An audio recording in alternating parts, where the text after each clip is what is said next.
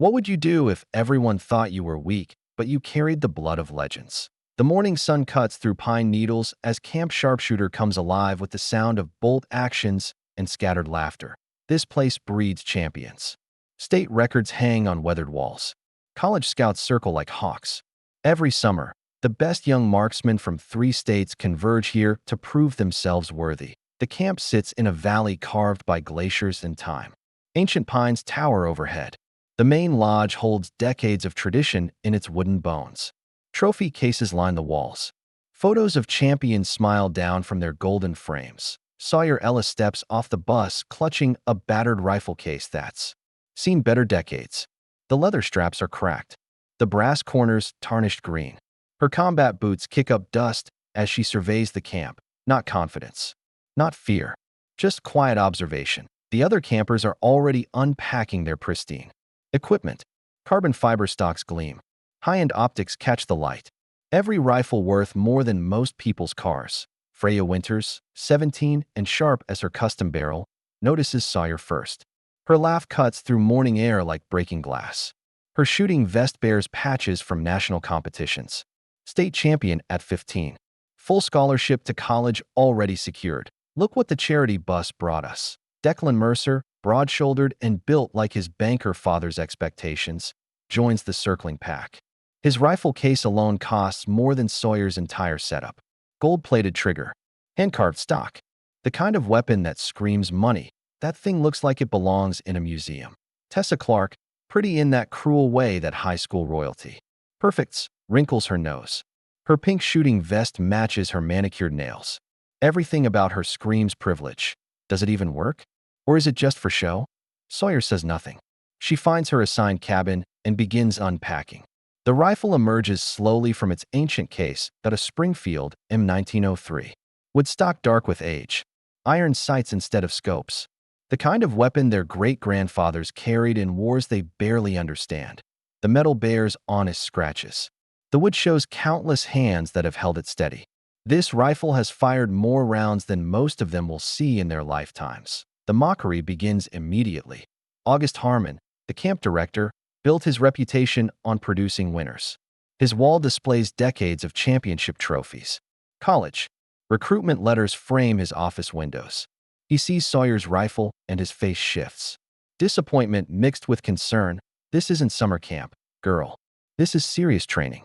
If you can't keep up with proper equipment, I can keep up. Sawyer's voice carries something that makes August pause. Not defiance. Not anger. Something deeper. Something that reminds him of shooters he's known. The kind who never needed fancy equipment to excel. Eden Bellamy watches from the shadows. The camp's groundskeeper has seen 30 summers of cocky teenagers. But something about this girl reminds her of someone. The way she moves. The way she handles that rifle. Like she was born to it. The initiation begins at sunset. Every camper must demonstrate their basic skills. Standard targets at 50 yards. 3 shots. Simple enough. The range falls quiet. Mountains echo in the distance. Wind shifts through the pines. Perfect conditions for shooting. Freya goes first. Her rifle purrs like expensive machinery. Electronic scope adjustments. Computerized. Ballistics. 3 shots cluster tight in the 10 ring. The group applauds. She bows slightly. Already performing, Declan follows. His shots are good. Not great, but good enough to maintain his reputation. More applause. His father's money bought him skill. But not instinct. Tessa's turn. Her shots scatter wide, but she blames the wind. Nervous. Laughter follows. She's here for the social aspect. The shooting is secondary. Then Sawyer steps forward. The ancient rifle looks absurd against the backdrop of modern precision instruments. Jackson LeBlanc, quiet until now, actually stops cleaning his rifle to watch this disaster unfold. This should be good. Ren Carver, who rarely speaks, whispers something to Theo Sloan. They both smirk. Waiting for the show, Sawyer loads 3 rounds. The brass cartridges slide into the chamber with mechanical precision. Her movements are fluid. Natural. Like she's done this 1,000 times before. She raises the rifle. No scope. No fancy rest. Just iron sights and steady hands. The first shot echoes across the valley. A solid hit. Dead center. The laughter stops. The second shot follows. Another bullseye. The whispers quiet. Something shifts in the air. The third shot rings out. Perfect center mass. 3 holes you could cover with a quarter. Silence. Then August clears his throat. His voice carries disappointment. And something else. Fear maybe. That his assumptions might be wrong. Lucky shots happen. Let's see how you handle real pressure tomorrow. The group disperses. But Eden Bellamy remains watching from the equipment shed. She's seen that shooting stance before. That particular grip. The way Sawyer breathes between shots, as darkness falls. Over the camp, Sawyer sits alone on her cabin steps. The rifle rests across her knees. She runs her fingers along the worn wood stock. Every scratch tells a story. Every mark holds memory. This rifle has stories. Stories she's never told. Stories that might change everything. But not yet. Not until they push her too far. The Weather-Vane creaks atop the main lodge. An old rooster spinning in the mountain breeze. A target that's never been hit. A legend that's never been tested. Camp. Folklore says it's impossible. Too far. Too small. Too many variables. Wind shifts. Light changes. Metal expands and contracts with temperature. But legends exist to be broken. Adeline Vaughn emerges from the neighboring cabin. She's been watching the whole evening. Her own rifle case sits untouched. She's here on scholarship too. Recognizes. The signs. That was some shooting. Sawyer looks up. Studies this girl with careful eyes. Not mockery. Not pity. Just recognition. You shoot? Adeline nods. Points to her own case. Nothing fancy. But solid. Reliable. My grandfather's Remington. He taught me before he died. The two girls sit in comfortable silence. Understanding passes between them. They know what it means to carry family legacy. To honor those who came before. The other campers party in the main lodge. Laughter echoes across the valley. But here on the cabin steps, two souls connect over shared purpose. Tomorrow brings new challenges. August will push harder. The mockery will intensify. But tonight, Sawyer Ellis isn't alone. She runs her thumb along the rifle's safety. Clicks it on. Clicks it off. A rhythm learned in her grandfather's barn. Hours of practice. Years of preparation. The Weather-Vane spins one more time, catching moonlight on its metal feathers. A challenge waiting. A destiny calling. What would you do if you knew tomorrow would demand everything you've ever learned? What would you do if the whole world was watching? Sawyer Ellis loads another round and waits for morning. Dawn breaks cold over Camp Sharpshooter. Frost clings to pine needles like crystal tears. The mountain air cuts through sleeping bags and forces campers into wakefulness. Sawyer Ellis is already up. Already dressed. Already cleaning her grandfather's rifle with practiced precision. The Springfield M1903 gleams under fluorescent lights. Every component stripped and inspected. Bolt action smooth as flowing water. Trigger mechanism precise as clockwork. This is meditation. This is prayer. This is preparation. Outside, Freya. Winter stretches beside her cabin. Designer workout clothes hug her athletic frame. She catches sight of Sawyer through the window. Her lip curls, still playing with antiques I see. Declan Mercer emerges from his cabin dragging expensive equipment. His rifle case alone weighs more than Sawyer's entire setup. Electronic accessories glint in morning light. Today's the real test. Moving targets. Wind conditions. Pressure shots. Tessa Clark applies lip gloss while checking her reflection in her scope lens. Everything about her screams performance. She's here for the photos. The social media content. The appearance of skill. I heard they're bringing college scouts today. Real ones. Not community college. August Harmon stands at the lodge entrance reviewing his clipboard. Names and rankings. Predictions and assessments. His reputation depends on producing winners. Sawyer Ellis doesn't appear on any of his predictions. The morning briefing begins at 7 sharp. Campers gather in the main lodge. Trophy cases reflect decades of success. Champions smile down from golden frames. Today we separate the pretenders from the competitors. August's voice carries across the room. All eyes focus forward. Except Sawyer's. She studies the trophies. The names. The years. Multiple shooting positions. Prone, standing, kneeling. Wind compensation. Target acquisition speed. This isn't summer camp. This is selection. Freya's hand shoots up. Her confidence radiates like heat. What about equipment standards? Some people might have unfair disadvantages. Her eyes find Sawyer. The message is clear. The trap is set. August follows her gaze. His expression shifts. Disappointment mixed with administrative concern. All equipment must meet basic safety standards. Beyond that, adapt or fail, the words hang in mountain air. Sawyer feels 30 pairs of eyes measuring her worth, but Adeline Vaughn catches her attention. A subtle nod. A quiet ally in hostile territory. The first challenge begins at noon. Prone position. 100 yards. 5 shots. Wind gusting 15 miles per hour. Freya goes first. Her rifle purrs through electronic adjustments. Digital wind meters calculate compensation. Computer-assisted ballistics predict trajectory. 4 shots in the 9 ring. 1 perfect 10. Solid performance. Polite applause. Declan follows. His shots cluster respectably. Not brilliant, but consistent. Money can't buy natural talent, but it can buy consistent mediocrity. Tessa's turn proves disastrous. Her shots scatter, like frightened birds.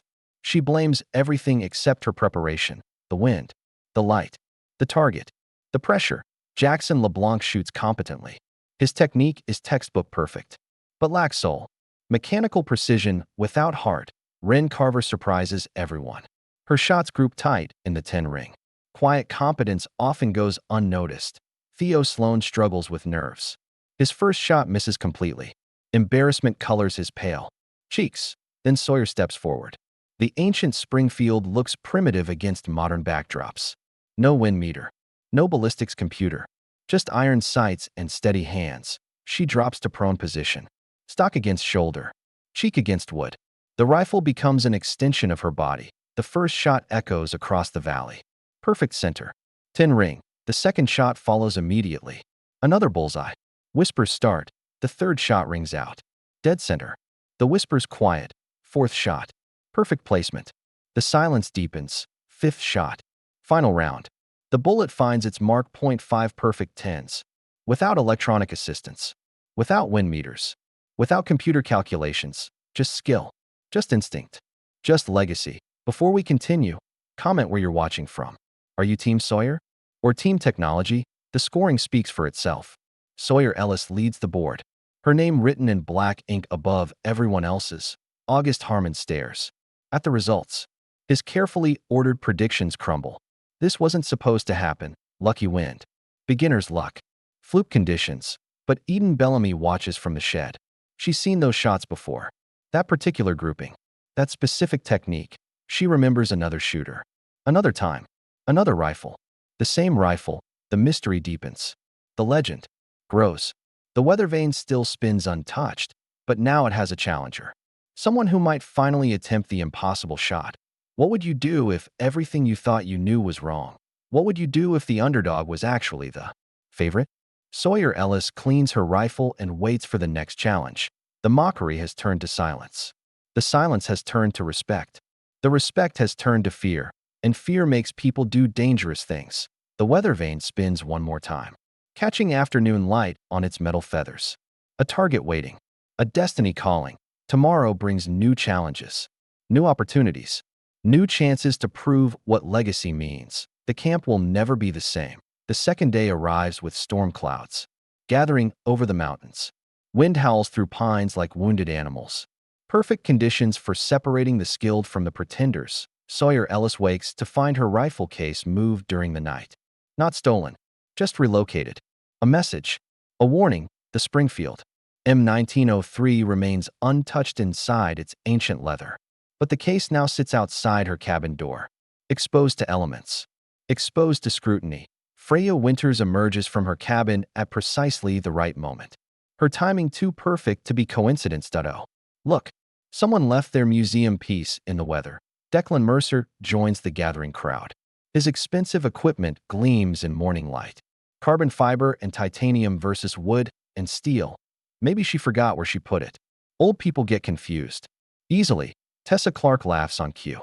Her pink shooting vest bright against the darkening sky. I heard her grandfather was some kind of war hero. Too bad skill doesn't run in families. The words cut deeper than bullets. Sawyer retrieves her case without comment. Dignity intact. Rage contained. But Adeline Vaughn watches from her window. Sees the cruelty. Remembers her own grandfather's stories. Heroes don't always wear uniforms. The morning briefing takes place in the equipment shed. Rain drums against metal roofing. August Harmon addresses the group. Today's challenge requires adaptability.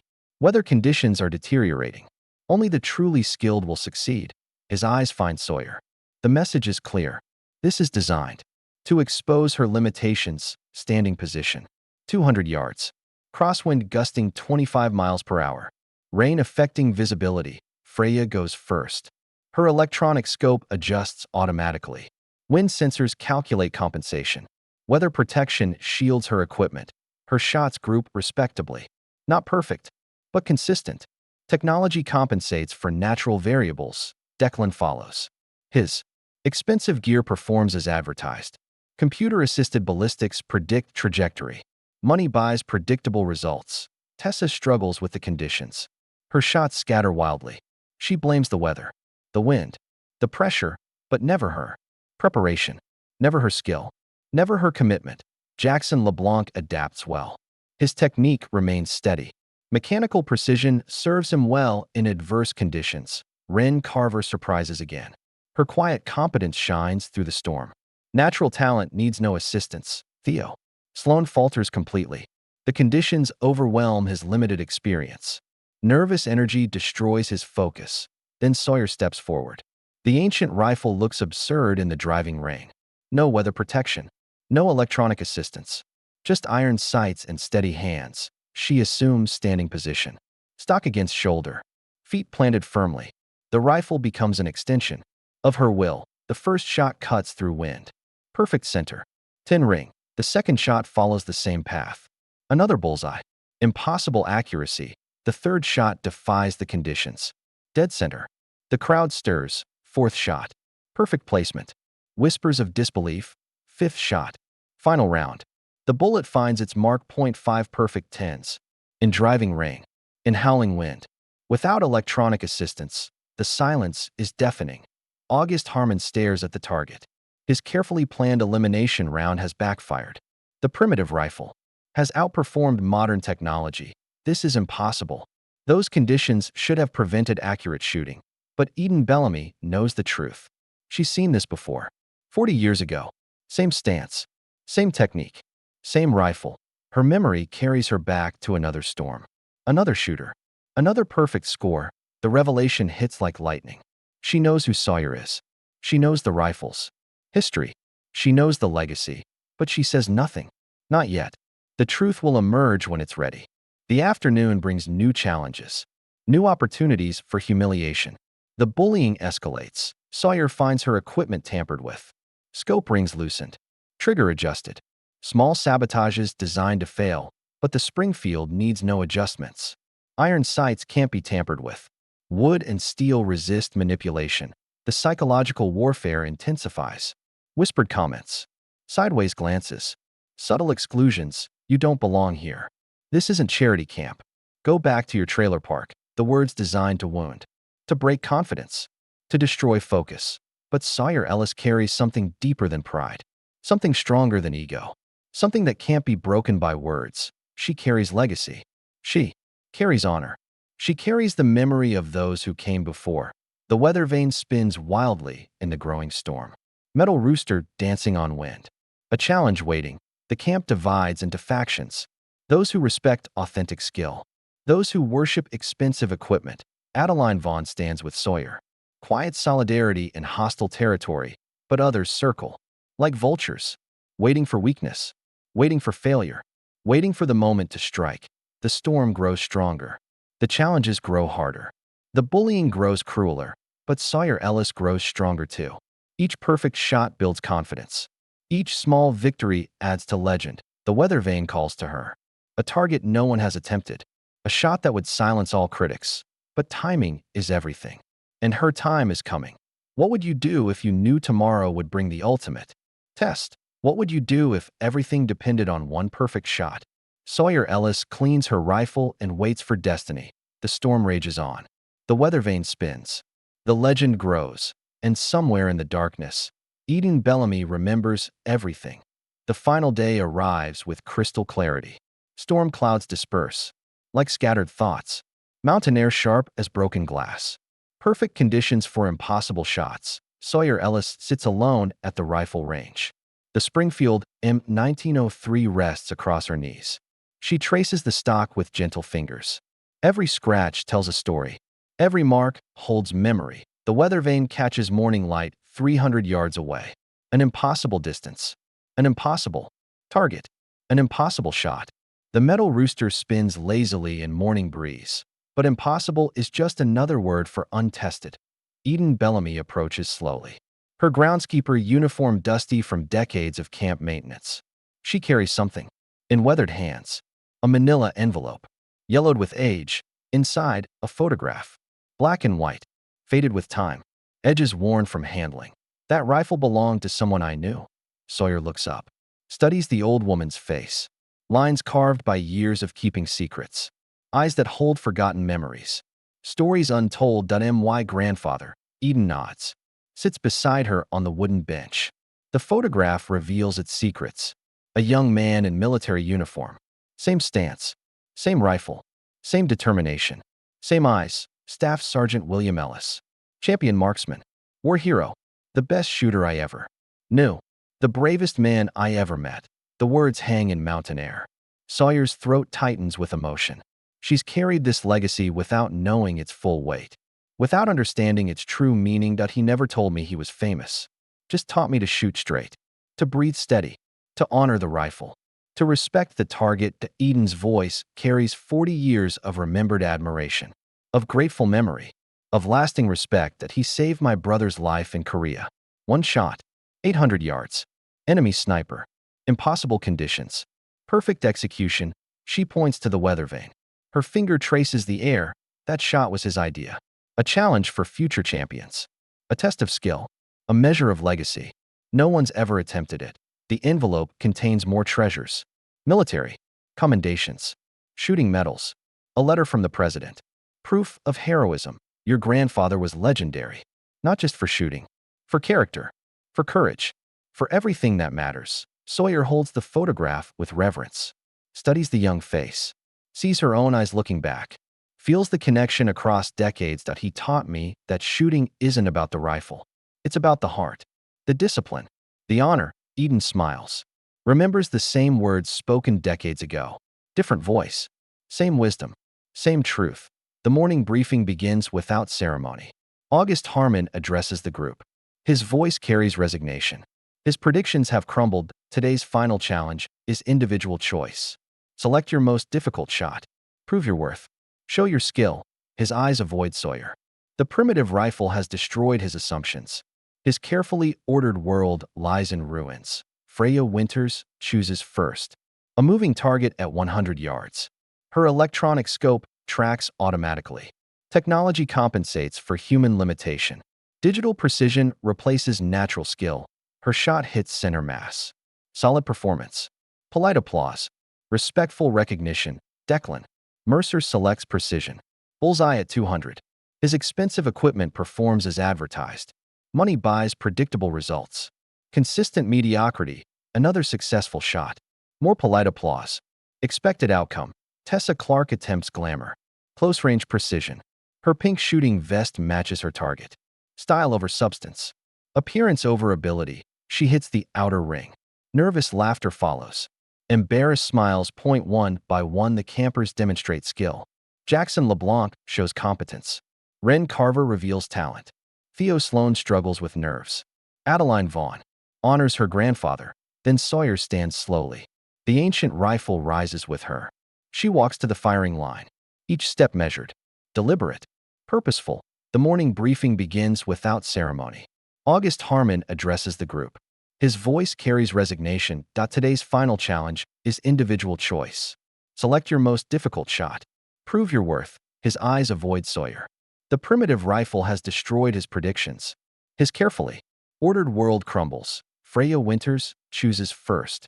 A moving target at 100 yards. Her electronic scope tracks automatically. Technology compensates for human limitation. Her shot hits center mass. Solid performance. Polite applause. Declan Mercer selects precision. Bullseye at 200. His expensive equipment performs as advertised. Money buys predictable results. Another successful shot.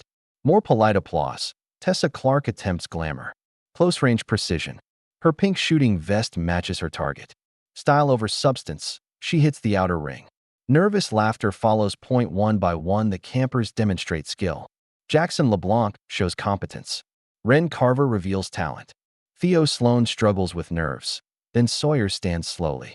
The ancient rifle rises with her. She walks to the firing line. I'm taking the Weather-Vane. The words cut through chatter.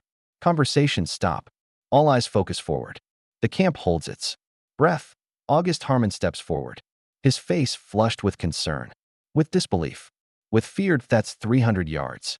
In crosswind. The target is 4 inches wide. No one's ever attempted it. It's impossible. I know. Sawyer's voice carries quiet confidence.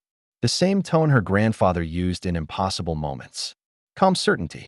Absolute focus. She drops to prone position. Stock against shoulder. Cheek against wood. The rifle becomes an extension of her legacy. Her bloodline. Her destiny. Eden Bellamy watches from the shed. Her heart pounds with memory. She's seen this before. 40 years ago. Different war. Same courage. Same determination. The camp falls silent. Even the wind seems to pause. 300 yards of impossible distance. Decades of untested legend. Sawyer breathes the way grandfather taught. In through nose. Out through mouth. Heart rate slows to steady. Time expands. Focus narrows. The Weather-Vane spins lazily. Metal. Rooster dancing on breeze. A target that's waited decades for this moment. For this shooter. For this rifle. The crosshairs align through iron sights. No electronic assistance. No computer calculations. Just skill. Just instinct. Just legacy. Just honor. The shot echoes across the valley. For a moment time suspends. The bullet travels its arc. 300 yards of mountain air.